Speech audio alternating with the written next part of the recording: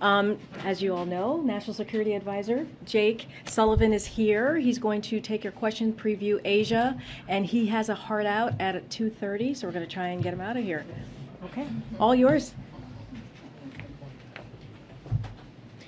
And I have 20 minutes of remarks, so I hope you guys will bear with me.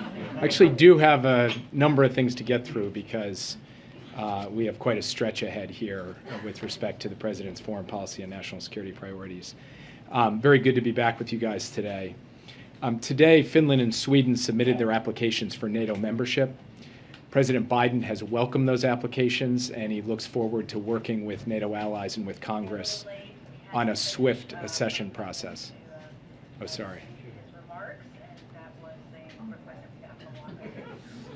No, sorry. Not a problem. We got the audio. Small interruption of the accession process right there, but everything will be on track just fine. Tomorrow morning, the President will welcome the President of Finland and the Prime Minister of Sweden to the White House to coordinate on the path forward.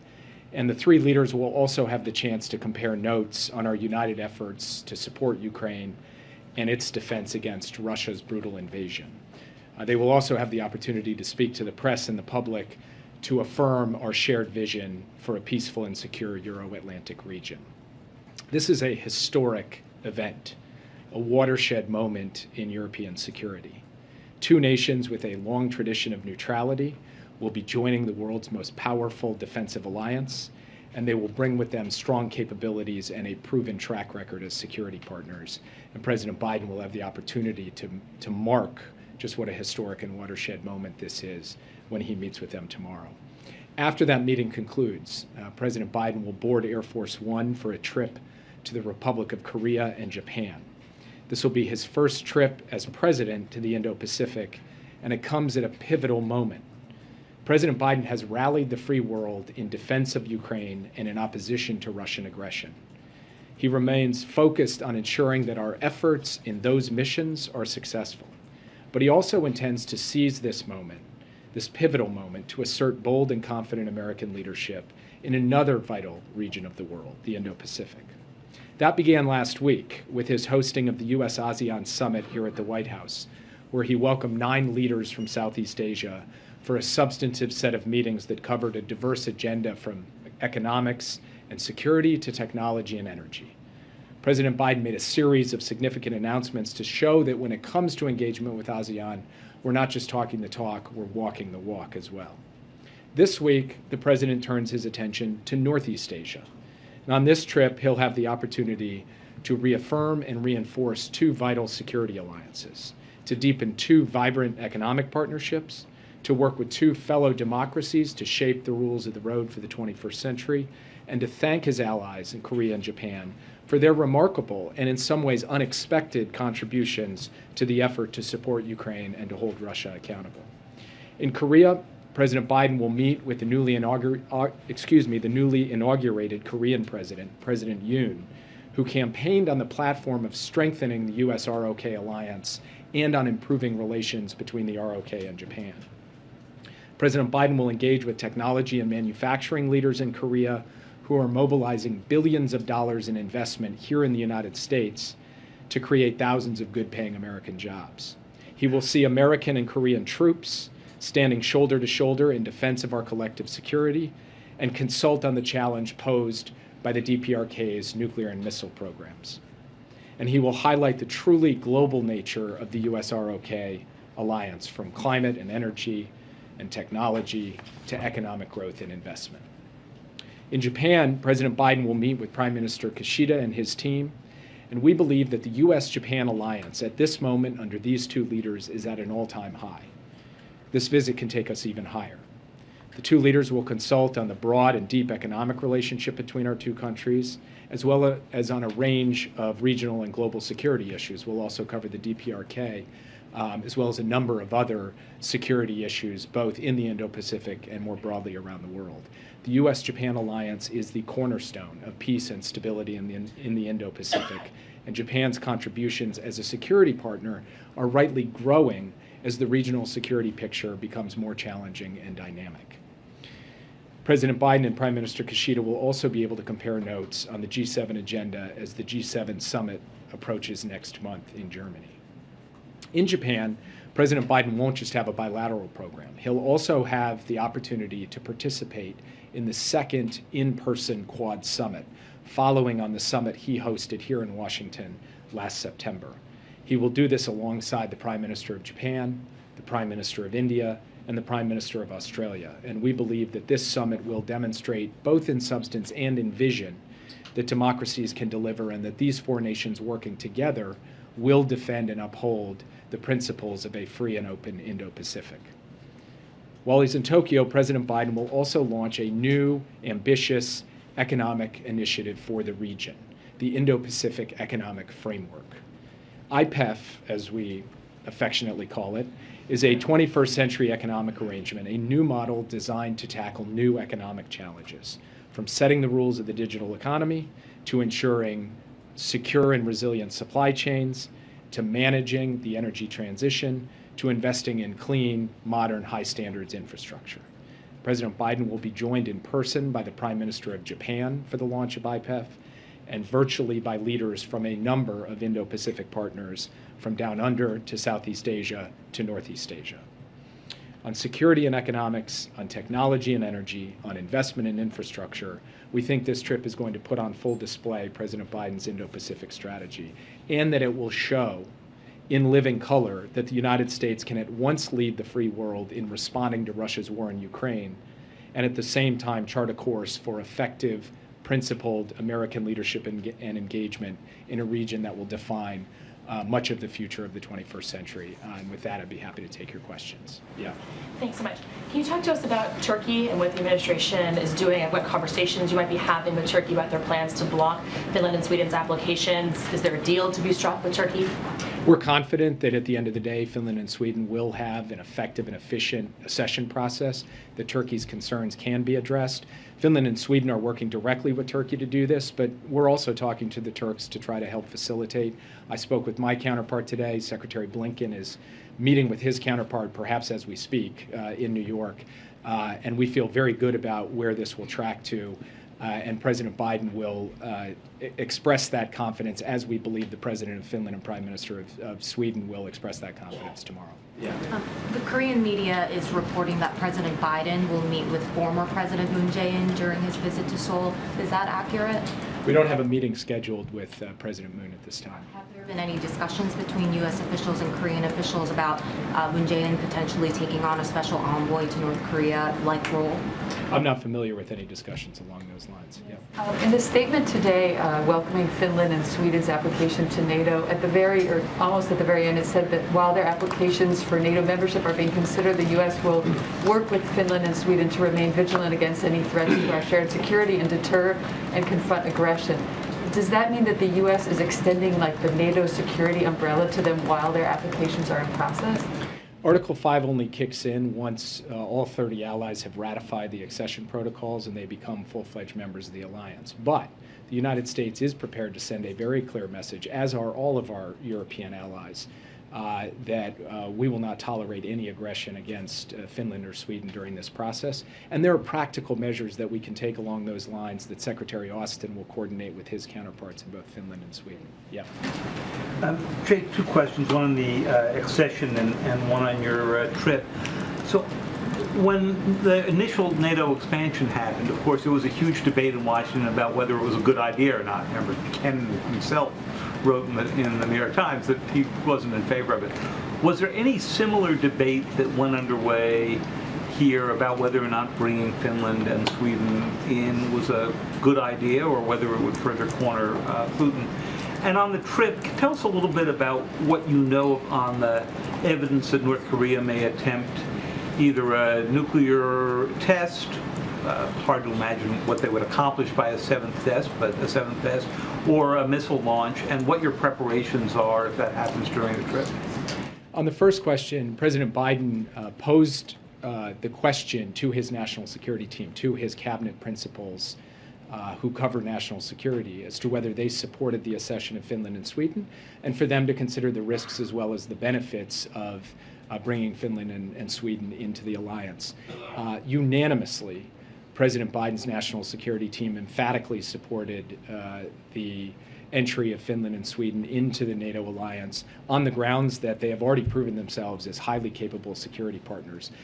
In the parlance, we say net security contributors, meaning they give a heck of a lot more than they take when it comes to a security partnership or an alliance. And that we believe that Russian aggression has only reinforced the argument for the kind of defensive alliance that NATO presents and poses. And finally, we have the principle of the open door. And the open door says that if countries meet the criteria of NATO membership and display that they can be net contributors to the alliance and to overall European security, they should be admitted. That is a principle that President Biden has believed since long before he occupied the Oval Office, and Finland and Sweden are two cases that are pretty clear-cut when it comes to meeting those terms.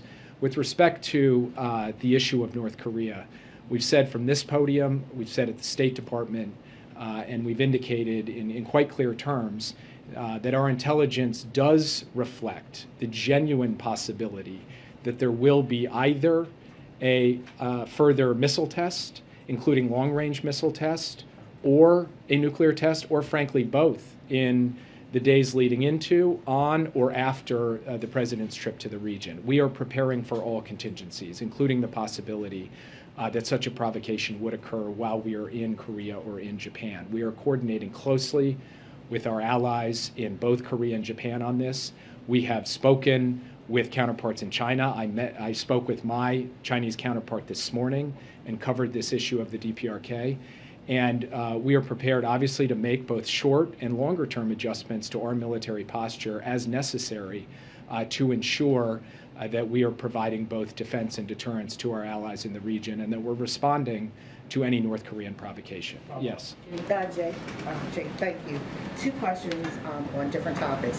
One, could you update us on the situation with the Russian blockade on grains and also on Haiti? What happens with the Title 42, the Haitian migrants and maybe migrants of South America as well and Caribbean when it comes to the end of Title 42 on May 23rd, if that happens? So first, it is Russia's war of aggression against Ukraine and nothing else that is stopping tens of millions of tons of food from getting out of the breadbasket of Europe, Ukraine, and onto the world market to feed people in Africa, the Americas, Asia, and everywhere else. And that is true in two critical respects. First, Russia is bombarding Odessa, which is the port from which that food departs on large cargo ships bound through the Black Sea and then onto the world market. Second, Russian ships are engaged in an effective blockade of commercial ship traffic that could leave Odessa port, were it not under this bombardment, and head out to the world. So we have publicly called upon Russia to end its attacks on Odessa and to end the blockade and to permit the traffic, the commercial and humanitarian traffic of ships into and out of Odessa port. We are working closely with both Ukraine and the United Nations on this issue, as well as other allies and partners, and we are supporting efforts to facilitate the delivery of that grain to the world market so that it can alleviate food prices everywhere. And we would like to see an outcome in which the facts, not just the rhetoric, the facts bear out the actual permission by Russia of large numbers of ships moving through the Black Sea and onto the world market. Russia responding to that request, and also the question I asked you about Title 42. There are ongoing intensive diplomatic conversations. The United Nations Secretary General is involved in this. The Ukrainians are involved in this. Some of our other partners are involved in this. I'm not going to get ahead of those discussions. I'm only going to say that the United States stands ready in any way to help facilitate and deliver on that diplomacy to try to produce an outcome in which food is getting to the world stage. With respect to Haiti, we will have to see. Obviously, there are a number of issues bound up in the courts right now. But with the end of Title 42, the United States has put in place a process by which those individuals who claim asylum and have legitimate asylum claims can stay, and those who come and don't will go through the process, the legal process that exists and has existed for some time, even when Title 42 was in effect, large numbers of individuals were not subject to Title 42. They were subject to the standard legal process by which we deal with claims at our border for people who want to come and stay here. Expeditious deportation. U.S. intelligence chiefs recently offered assessments that Putin continues to bank on the fracturing of Western resilience to continue this war. Is Turkey's concern about Finland and Sweden joining up perhaps an example of that? And what about the, I guess, also congressional pushback, or the growing congressional pushback to Ukrainian aid? And what are you guys doing sort of in both regards to make sure that that doesn't continue to happen? I know you described some of it, but it does seem now that there are examples, at least, of growing concern or criticism, resistance. And then I got one other in another part of the world. That one first. So first, growing congressional pushback to me is a strange premise for a circumstance in which the House of Representatives voted overwhelmingly, not just in favor of approving what the president sent up, which was $33 billion, but actually adding $7 billion to it to make it a $40 billion package. And we expect a similar overwhelming bipartisan vote in the Senate once the final procedural hurdles are cleared over the next 24 to 48 hours. So there are some voices against this, but the chorus of voices on both sides of the aisle, from all sides of the political spectrum, in favor of standing up in defense of Ukraine's sovereignty and freedom and independence, it's quite powerful and, frankly, in a way, quite moving. And it sends a clear message to the world that the United States can pull together behind the brave people of Ukraine in their hour of need. What was your other question? Well, just Turkey's continued concern here, and whether there might be others who are going to raise concern about NATO expansion. Look, the great thing about the free world, about the Western Alliance, about NATO, is that you've got a raucous collection of states that all have opinions, that all have perspectives, that all have interests. But they also know how to and when to pull together and how to settle any differences. And I expect these differences will be settled. I expect that NATO will speak with one voice in support of Finland and Sweden at the end of the day. And I think the remarkable unity you've seen with respect to sanctions coming out of the EU, the United States, and our Indo-Pacific partners, the support that we have provided Ukraine in terms of military and humanitarian assistance, it's only grown stronger over the course of the last 12 weeks. And we expect that that momentum will continue. And it's having a major impact on the battlefield. Ukraine won the Battle of Kyiv. Ukraine has now beaten Russia back from Kharkiv, and Ukrainian defenders are putting the military assistance we provided to good use in defending territory in the Donbass as well. Yes. Can I discuss a little bit about the challenges of trying to focus on the Indo-Pacific, a priority for you all from the get-go, given just, I mean, look, a bulk of the questions even here today have focused on other parts of the world. Tomorrow, Finland and Sweden are going, just the juxtaposition of what is going on in the world right now, as you all are trying to focus on the Indo-Pacific. You know, it's interesting. We actually don't regard this as a tension between investing time, energy, and attention in Europe and time, energy, and attention in the Indo-Pacific. We regard this as mutually reinforcing. First, look at the Indo-Pacific partners that have stepped up to help make these sanctions and export controls as effective as they are. Korea, Japan, Australia, even Singapore. Second, look at the extent to which European countries are increasingly invested in the Indo-Pacific in helping ensure that our vision of a free and open Indo-Pacific is actually realized. We see that with the AUKUS partnership, where you've got the United Kingdom alongside Australia and the United States. We see it with the way the European Union has, for the first time ever, put out an Indo-Pacific strategy.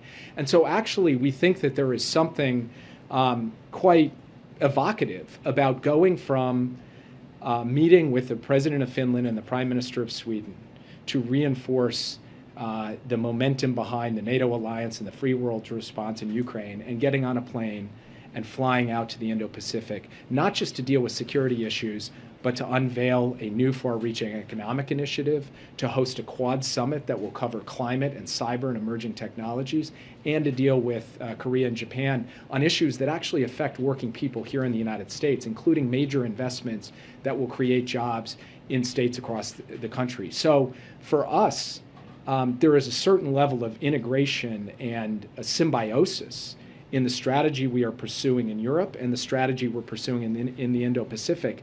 And President Biden's unique capacity to actually stitch those two together is, I think, going to be a hallmark of his foreign policy presidency. Yes. Can you provide an update on when the president will visit Israel? And secondly, can you elaborate further on the specific security guarantees that the United States has made Finland and Sweden in the interim period? So first on Israel, we are actively working with the Israelis to fix a date for the visit at some point in the not too distant future. The president is very much looking to go, but unfortunately I don't have an announcement of a trip or a timetable for it standing here today, other than to say the president is excited to get the opportunity to go to reaffirm the strength of the U.S.-Israel relationship. With respect to the specifics on security commitments or assurances or actions that we will take with Finland and Sweden, those are ongoing conversations that are happening at an operational and technical level between our Department of Defense and their ministries of defense, and also with other NATO allies and partners. And so I'll leave it in those channels for now, only to say that the U.S. stands ready to ensure that deterrence and defense for Finland and Sweden will be there should they need it, even though they don't get the full benefits of the Article 5 alliance until the accession process is properly complete, as is required, frankly, under our Constitution, where we need to get advice and consent from the Senate for that treaty. Yes. Could you, regarding the trip, to what extent is the message in this trip going to be like a cautionary tale delivered to China to say, look what happened in Ukraine, look how we've responded, don't do anything similar? Is that going to be part of the messaging during the president's trip? The message we're trying to send on this trip is a message of an affirmative vision of what the world can look like if the democracies and open societies of the world stand together to shape the rules of the road, to define the security architecture of the region, to reinforce strong, powerful, historic alliances. And we think putting that on display over 4 days, bilaterally with the ROK and Japan, through the Quad, through the Indo-Pacific Economic Framework, it will send a powerful message. We think that message will be heard everywhere. We think it will be heard in Beijing. But it is not a negative message, and it's not targeted at any one country. It's targeted at an audience the world over about what American leadership, working flanked by allies and like-minded partners, can deliver for people everywhere. And we think we go into this trip very much with the wind at our back, with a strong case to make that we have what it takes to be able to deliver against the security and economic challenges of our time. And President Biden will head into the Indo-Pacific with a spring in his step, and we're very much looking forward to this visit. Will the president visit the DMZ, Jake? Will the president visit the DMZ? You can ask Karine. He will not visit the DMZ. He will not. Why He will not? not. Why not visit the DMZ? Not on this trip. He will not. He will go to South Korea, as you know. They will have an agenda to talk about a lot of things, including North Korea. But he's not going to the DMZ. And just to reiterate here is that as vice president, he has been there before. But on this trip, he's just not. He's just not going to go on this trip. He's going to go to South Korea. He's going to show his support for the region, but he's not going to go to South Korea on this trip. I'm sorry, the DMZ on this trip. Okay, we all love Jake. Thank you so much for your patience. And I have one topper, and then we'll get to it. Okay, the Senate took an important step today with the bipartisan agreement announced by Chair Tester and Ranking Member Moran to advance their vision of the Honoring Our Promise to Address Comprehensive Toxics Act of 2022. President Biden has championed legislation to deliver the benefits and health care services that veterans impacted by toxic exposures have earned. This historic comprehensive bill will do just that. The pact will not only help deliver more timely access to benefits and services for veterans and their survivors, it will also ensure that the Department of Veterans Affairs can act more nimbly to add future presumptive conditions when the evidence warrants. And the legislation will help the VA provide our veterans the level of service they deserve. President Biden believes that we have a sacred obligation to support veterans, their families, caregivers, and survivors. That's why, as part of this his first State of the Union address, he identified supporting veterans as a key pillar of his unity agenda and an issue that can unite the country, Republicans and Democrats. Passing the PACT Act would be a welcome and long-awaited achievement for the veterans who have served us well. Darlene, you have the floor. Thank you. I wanted to ask Jake this question, but I'll ask you. It's about the Quad Summit, and there is a possibility that Saturday's election in Australia will not produce a winner in time for someone to go to Tokyo to participate in the Quad Summit. So what contingencies are there? Will the Quad meeting go ahead if Australia cannot I participate? believe the Quad meeting will go ahead. I don't have any more specifics than that about the, how that's going to affect any further deeper. But from what I understand, even Jake said this, that there's going to be a Quad summit. It's going to happen. We can talk more about the specifics of what it will look like with Australia. And then the First Lady's office informed us that Ashley Biden, the president's daughter, is positive for COVID. Can you tell us when was the last time the president tested negative? Is he testing today in preparation for travel? Yep, so the president tests regularly throughout the week as part of a cadence determined by his doctor. As we've communicated, the president is not a close contact with Ashley. It's been several days that he and the First Lady last saw Ashley. I think about a week is what I've been told. If his testing were to change because of a close contact, we'd let all of you know, but his cadence has not changed. I don't have when he last tested. And then one final question on the church attack in California over the weekend. We haven't seen the president comment on that at all.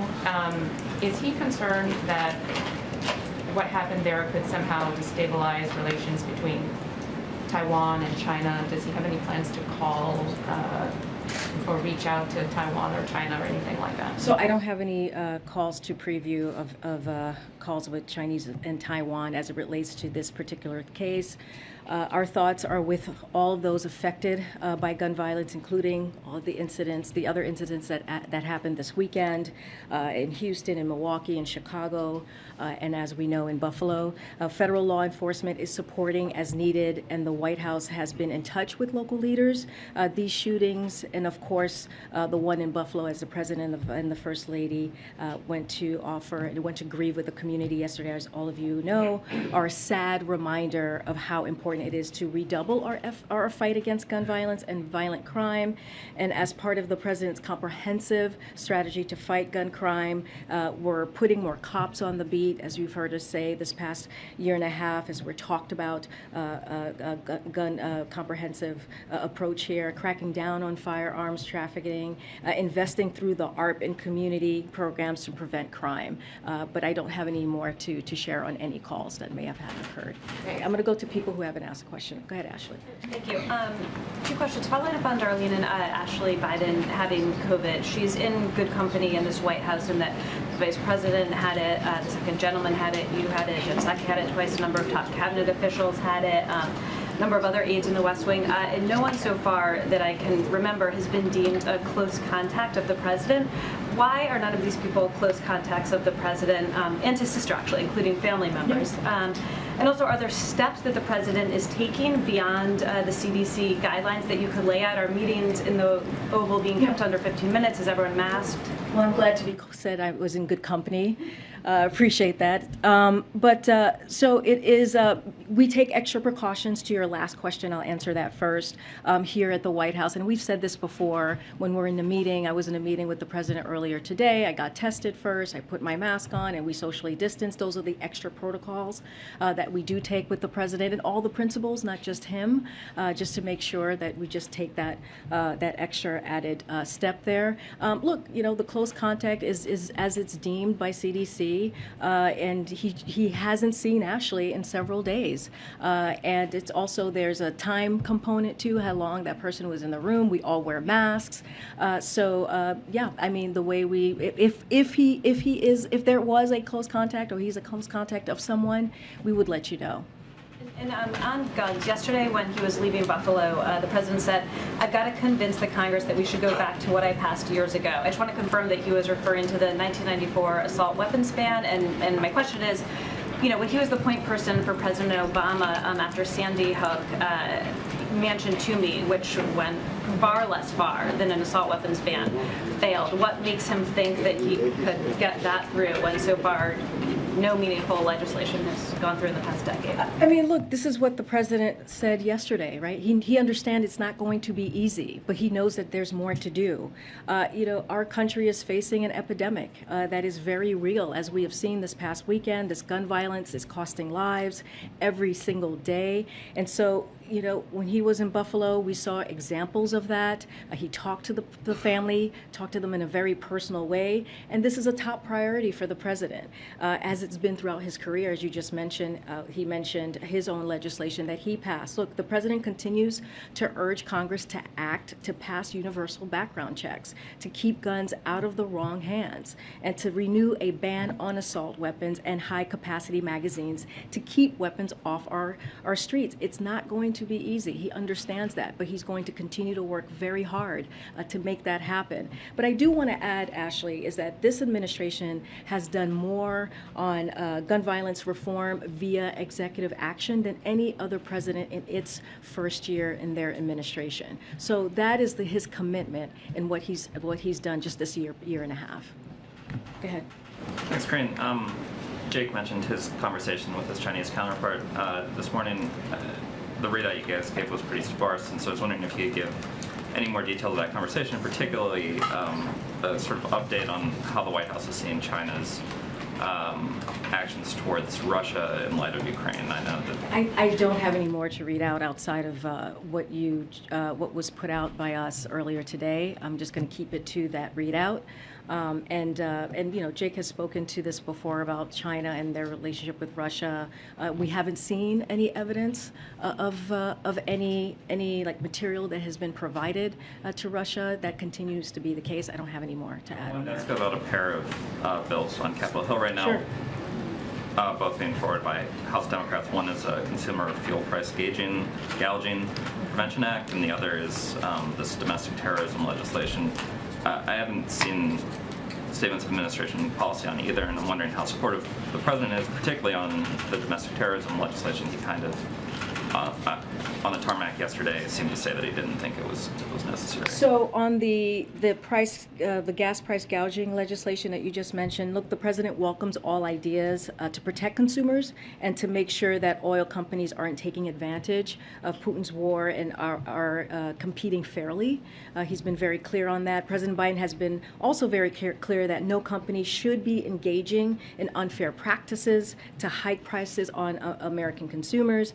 As the president has said, President Putin's actions are what is driving the price increase at the pump. The president is focused on doing everything in his power to address the Putin price hike, including the largest ever release from the Strategic Petroleum Reserve, as we've talked about here at this podium, and working around the clock to diplomatically build a coalition of countries for the largest release in foreign reserves ever. We know that there are a number of ideas being suggested by our allies and in Congress, and look forward to engaging on this issue so we can get Americans some relief, especially as we're in this particular time right now with high prices. And one last one, the Dow is down 1,100 points so far today. Chairman Powell did an interview with the Wall Street Journal in which he said he'd push forward on additional rate hikes, even if it resulted in unemployment coming up. Also, presumably baked into that is the stock market. We've seen the stock market do poorly as the Fed hikes rates. Mm-hmm. So, do you still, I guess, stand behind Chairman Powell's vision on rate hikes? And broadly, you guys have said you're not following day-to-day market tribulations, but we're now getting to a point where some of the gains that have defined the president's tenure are being erased. And so is there a new level of alarm within the White House about this? Well, as you know, we say this all the time, Josh, Justin, the Fed chair, the Federal Reserve is independent. We leave them to make their own policy decisions. We do not get involved in that, and nothing has changed on how we see the stock market. That's not something that we keep an eye on every day.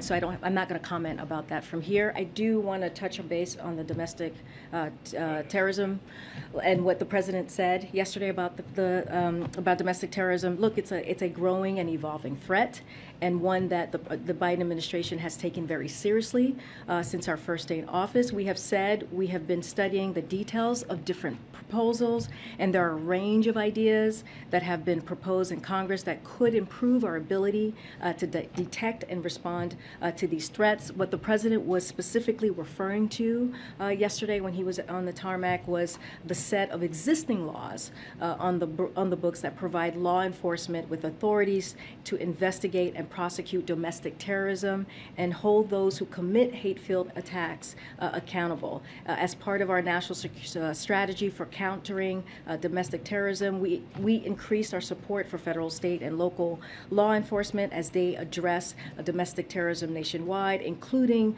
increasing resources and providing trainings to thousands of law enforcement entities. DOJ has made domestic terrorism-related investigation and prosecution a top priority at the national and local level, and plus DOJ earlier this year announced the creation of a new domestic terrorism unit with the counterterrorism section of the National Security Division that will enforce the expertise and experience on these issues available to federal prosecutors nationwide. So there is a commitment there, and that's what he was talking about. Go ahead. We're about 3 weeks away from the Summit of the Americas. You've got Chris Dodd down in Mexico today trying to convince President Lopez Obrador to come. What's the president's level of optimism that Mexico will attend this Summit of the Americas? And, well, is the guest list finalized? Has the president decided who to invite? The guest list is not finalized. Hopefully that will happen soon, and I promise once we have it, we will share it. The president is optimistic. You know, we don't have anything to share at this moment. Again, once we have it, we'll be happy to share it with all of you. Thanks, Karine. DHS said today that they'll be pausing the Disinformation Governance Board.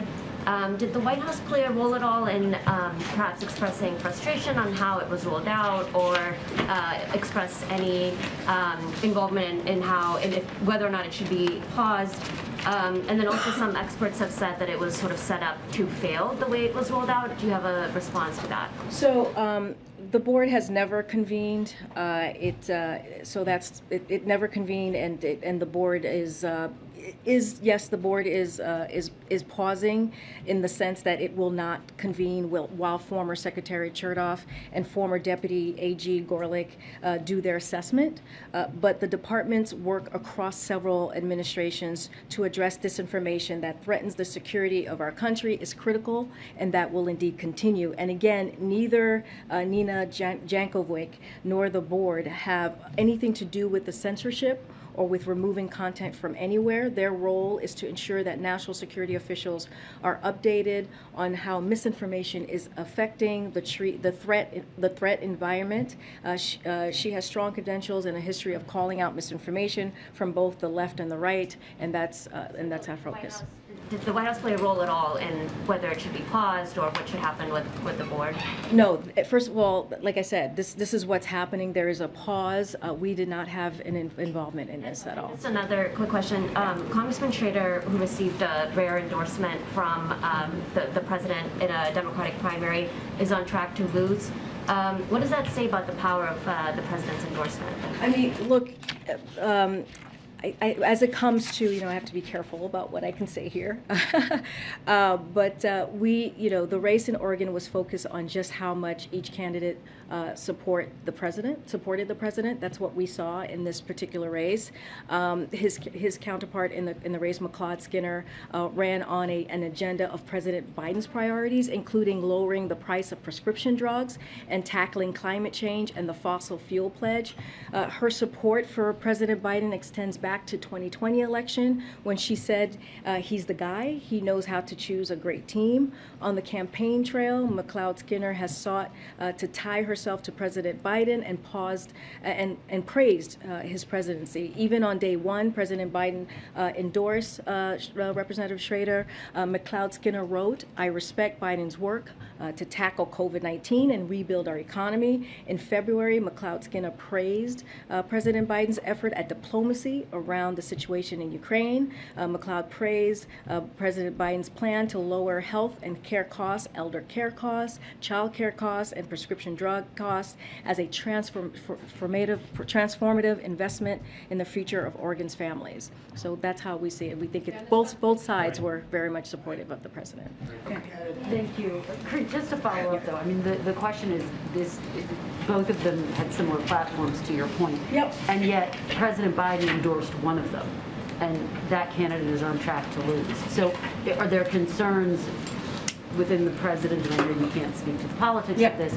Is the president concerned that Not at all. he doesn't have enough juice heading into these critical? No, not at all, midterms? because again, both candidates were running on a platform that supported embrace the president's agenda. Has the president reached out to any of the Democratic winners overnight, particularly John Fetterman, who's still in the hospital, Sherry Beasley?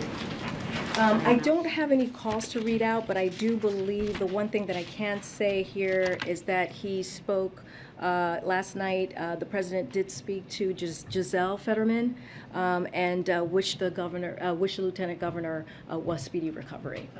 And the president said of Fetterman's win and of the Republicans who are still locked in a pretty tight battle in Pennsylvania, whoever emerges will be too dangerous, too craven, and too extreme to represent Pennsylvania and the United States.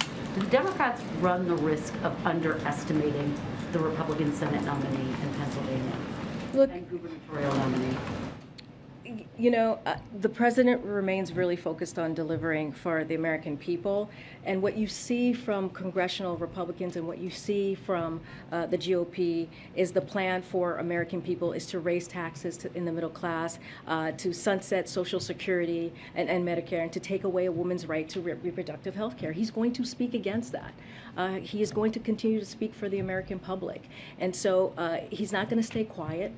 And this is something that is incredibly important to make sure that the American people and what he's doing for the American people is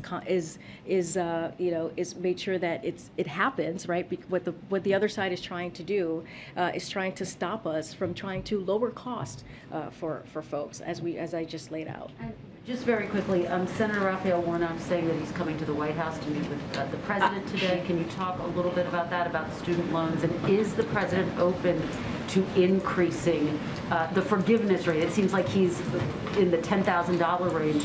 Senator Warnock wants it to be closer to $50,000. Would the president come up? So we meet with members of Congress on a variety of issues. Is he going to meet with Warnock today? These are senators who have been leaders on college affordability and student debt. The president values their perspective and looks forward to the discussion this afternoon. So yes, but I don't have more to read on that. I've said this a couple of times. A decision hasn't been made yet. I don't have a timeline. A decision hasn't been made. Yeah. Thank you, Karine. A follow-up to the Disinformation Board. Last week, you guys said that you needed this Disinformation Governance Board at DHS to make sure that freedom of speech is protected across the country and that these platforms are not used for forms of disinformation. So what changed? Look, the Department of Homeland Security, they began their statement repeating that the board had been intentionally mischaracterized, which is a little bit of what you were asking me, and they were explicit about what it does and does not do. It was never about censorship, policing speech, or removing content from anywhere. Its function was to keep Homeland Security officials aware of how bad actors, including human smugglers, transnational criminal organization, and foreign adversaries could use disinformation to advance their goals. As Secretary Marcos said, he has asked former DHS Secretary Michael Chernoff and former DAG Jamie Gorelick to lead a thorough review. This is the pause that I was talking about, an assessment as members of the bipartisan Homeland Security Council Advisory Council. The board will not convene during that period, but the departments work across several administrations to address disinformation that threatens the security for our country is critical and will continue. So that work is going to continue. So if it's pausing because you think the board was mischaracterized, then the Disinformation Board is being shut down because of disinformation? Is that what's happening here? Look, I mean, the board was put forth for a purpose, right? To make sure that we really did address what was happening across the country when it came to disinformation. And it's okay to wait now, 75 days. It's just going. it's going to pause. There's been a mischaracterizations from outside forces, and so now what we're going to do is we're going to pause it, and we're going to do an assessment. But the work doesn't stop. We're still going to continue the work. The DHS is still going to continue the work. Okay. There's a bulletin now that DHS is worried if Roe v. Wade is overturned, there could be violence against the Supreme Court building or Supreme Court justices. Are these threats from pro-abortion activists or anti-abortion activists? So look, the president is clear on this question. He believes the right to peacefully protest in this country is fundamental. But he also believes that violence, threats, and intimidation have no place in political discourse anywhere. That is true whether it is in front of a courthouse or in front of a healthcare clinic. And that's the thing. I feel it seems like to us it is very one-sided on what we call out as intimidation or as violence. So we want to make sure we're calling out on both sides of what is happening and what we're seeing. While protests, while protests have been peaceful to date, the Department of Justice has U.S. Marshals providing support to support court-martial, and the president believes Congress should pass the legislation to fund increased security for court and judges as soon as possible. Yesterday, in reference to this, the Department of Homeland Security said they are committed to protecting Americans' freedom of speech and other civil rights and civil liberties, including the right to peacefully protest. DHS is also committed to working with our partners across every level of government and the private sector to share timely information and intelligence, prevent all forms of violence, and to support law enforcement effort to keep our communities safe. And then final question on gas prices. Americans are now spending $5,000 a year on gasoline. That's almost double what they did a year ago. Where are people supposed to go to get all that extra cash? To get the extra cash to pay for gas? Yeah. Well, I mean, one of the things that we've been very clear about is to do everything in our power to make sure that we lower costs. It is important. We see it. The president understands what the American people is going through, and that's why we're doing everything that we can. We've made multiple announcements in the past several months of what we're doing, whether it's the Strategic Petroleum Reserve, whether it's the Ethanol 15, to make sure that the American people are not feeling Putin's price hike. This is where this is coming from. 60 to 70% of the current price hike that we have seen has come from Putin's aggression against Ukraine. So the president announces on March 31st that he's got all these steps to lower gas prices, and it's still Putin's fault 7 weeks later. Well, because what I'm saying is, since Putin's war, aggression against Ukraine started back in February, we did see a spike. But before then, it had the price per gallon had fallen down about 10 cents or more.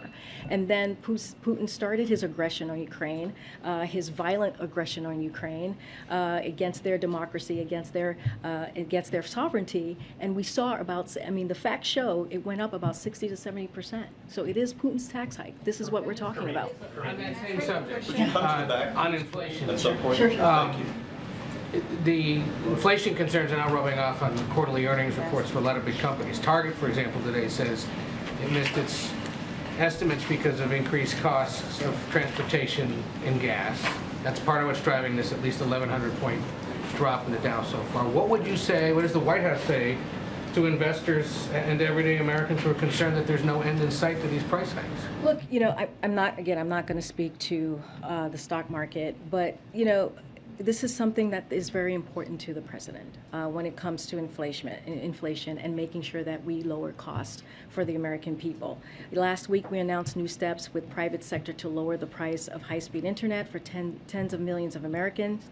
The president traveled to Illinois to announce new actions to give farmers the tools and resources so they need to boost production, lower prices, and feed the world.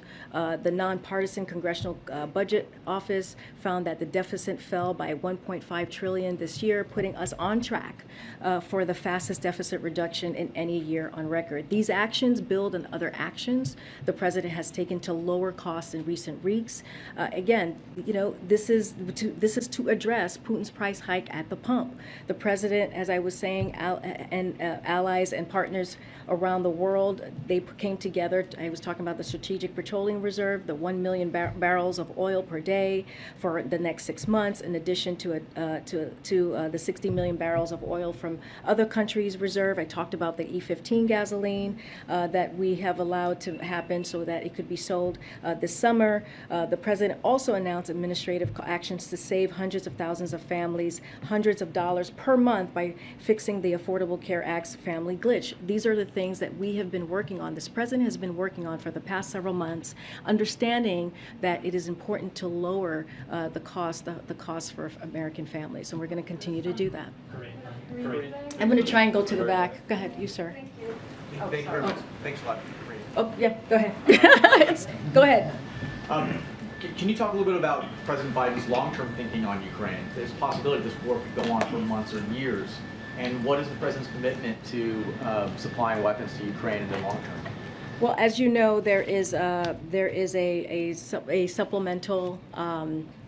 There is a Ukraine funding that's in the Senate right now for about $40 billion that we are encouraging the Senate to pass, and so that is going to be part of continuing to help Ukraine with material, with defense material and humanitarian aid. Look, this is something that's incredibly important to the president, but also to our partners and allies, that we make sure that Ukraine is able to defend their democracy.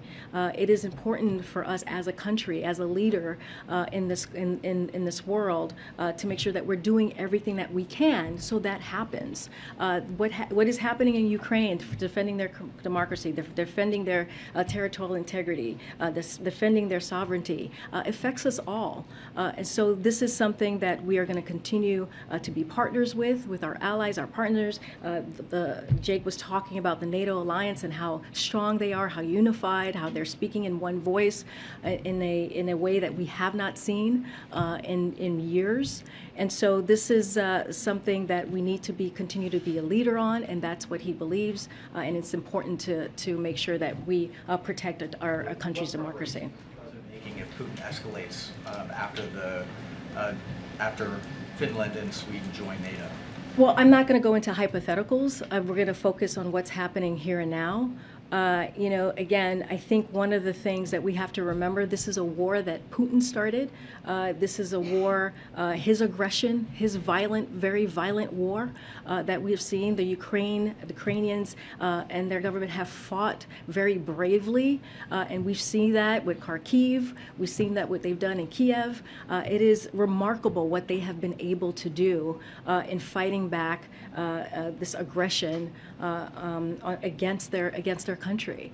And so that is going to be our focus, to make sure that they have everything that they need to strengthen their table when it comes to hopefully having some diplomacy and getting to an end of this war. But in the meantime, we have to support them. Karine. Yep. Go ahead, Jonathan. Thank you, Karine. In the wake of the Buffalo shooting, there have been several civil rights groups who have expressed some unhappiness at the lack of outreach from the Biden White House and frustration about a lack of progress on hate crimes, gun violence, and so on. I'll just read you one. Yeah. The Reverend Al Sharpton, who has been a visitor to the White House several times, says, quote, "This administration has met less with civil rights and civil liberty groups than previous administrations in a formal, sustained way." He goes on to say that they've asked for a meeting here in the wake of this shooting, and quote, "We've got no response from the White House." Can you give an update on this? Will there be a meeting with civil rights groups, and can you address his frustrations? So, I don't have any meetings to read out for you, or any meetings scheduled at this time. We respect the Reverend. He's been here many times before, as you know. Are you talking about the letter that from gun rights groups have written? There were about 40 plus. That I think it was in your. Yeah, there's that, but he says civil rights groups have also asked the White House for a meeting. Yeah, we've met with civil rights groups over the last year and a half. I don't have any meetings to read out to you at this time. Look, the one thing I do want to say is that the president agrees with these groups on the urgency of acting, and he applauds the work that they're doing to rally support around the country for a common sense agenda to fight the epidemic of gun crime. He understands that. that. That's one of the reasons he went to Buffalo, to have that conversation, to grieve with the family, and he spoke to them in a very personal way. There's a couple of things from that letter that I do want to just talk about in a little bit, since it was in your publication.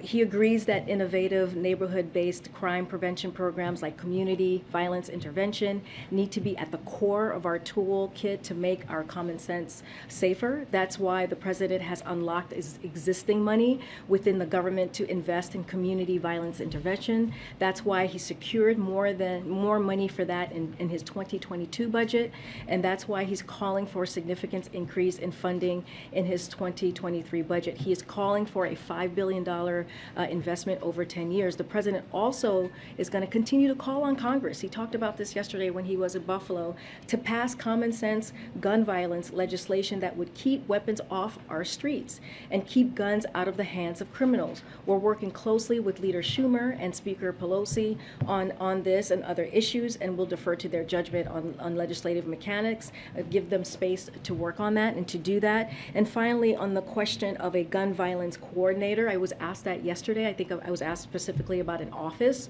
We have Ambassador Susan Rice here, who is the chair of the Domestic Policy Council, as you all know, and she is coordinating President's whole of government approach to reducing gun violence, leading a 12-person team that connects violence reduction to broader resources like mental health supports, workforce development opportunities, and more. She has decades of experience coordinating interagency process in the federal government. There's no one who is better at bringing stakeholders to the table to drive progress, and we know that. So that's important because tackling an issue as complex in gun violence requires multidisciplinary approach, and we're talking about housing, mental health, community support, all of the things, apprenticeship, all of the things that are so important in order to deal with this issue. I'm trying to think. Oh my gosh, I'm trying to call on people I haven't gotten yet. Oh, we have to go?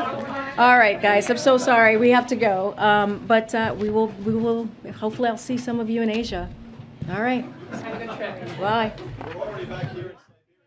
I know. Next time, I promise. I did call somebody back there.